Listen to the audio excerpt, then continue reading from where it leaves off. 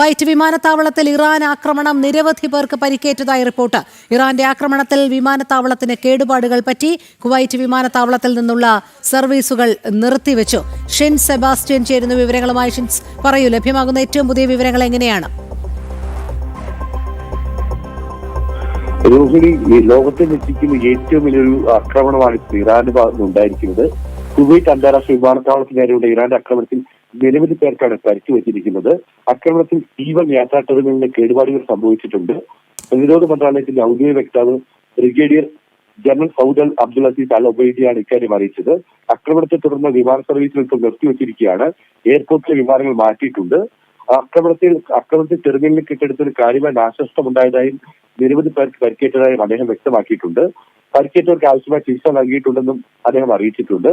സാഹചര്യങ്ങൾ സായുധത്താൽ ബന്ധപ്പെട്ട അധികാരികളുമായി ചേർന്ന് നിരീക്ഷിച്ചു വരികയാണെന്നും ഏത് അടിയന്തര സാഹചര്യം നേരിടാൻ സേന പൂർണ്ണ സജ്ജതയിലാണെന്നും വക്താവ് പറഞ്ഞിട്ടുണ്ട്.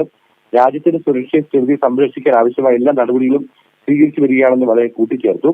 ഇറാന്റെ ആക്രമണത്തിൽ കേടുപാടുകൾ സംഭവിച്ചതിനെ തുടർന്ന് അടച്ചിട്ട ടെർമിനൽ ഈ കഴിഞ്ഞ ജൂൺ 1-നാണ്, അതായത് ഇന്നലെയാണ് നവീകരിച്ച് പ്രവർത്തനം പൂർത്തിയാക്കി പ്രവർത്തനം പുനരാരംഭിച്ചത്. അതിന് പിന്നാലെ തന്നെയാണ് ഇപ്പോൾ ഇറാന്റെ ഭാഗത്ത് ആക്രമണം ഉണ്ടായിരിക്കുന്നത്.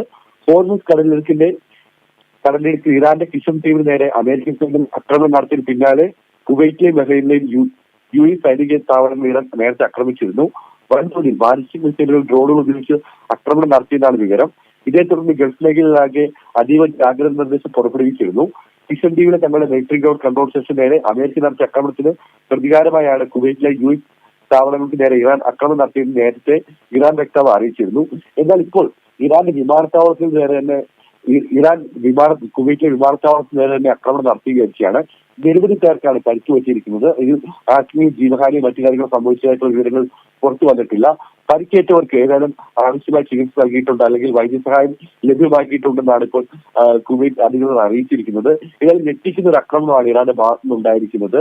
തുടർച്ചയായി ഇറാൻ കുവൈറ്റിലെയും യു എ തുടങ്ങിയ രാജ്യങ്ങളെ ആക്രമിക്കുകയായിരുന്നു. എന്നാൽ ഇത്തരത്തിലുള്ള ഒരു വിമാനത്താവളത്തിൽ ആക്രമണം ഉണ്ടായ നിരവധി പേർക്ക് പരിക്ക് പറ്റുന്ന ഒരു സാഹചര്യത്തിലേക്ക് ഇന്നാണ് ആദ്യമായിട്ടാണ് ആക്രമണം. ഇറാൻ ഗൾഫ് രാജ്യങ്ങൾക്ക് നേരെ ആക്രമണം തുടങ്ങിയതിനു ശേഷം ആദ്യമായാണ് സംഭവിക്കുന്നത്.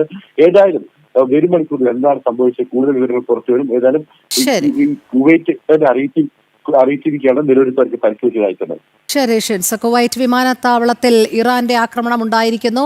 നിരവധി പേർക്ക് പരിക്കേറ്റതായാണ് റിപ്പോർട്ടുകൾ വരുന്നത്. ഇറാന്റെ ആക്രമണത്തിൽ വിമാനത്താവളത്തിന് കേടുപാടുകൾ പറ്റിയിട്ടുണ്ട്. കുവൈറ്റ് വിമാനത്താവളത്തിൽ നിന്നുള്ള സർവീസുകൾ നിർത്തിവെച്ചിരിക്കുകയാണ്. ഷിൻസ് സെബാസ്റ്റ്യനാണ് വിവരങ്ങൾ നൽകിയത്.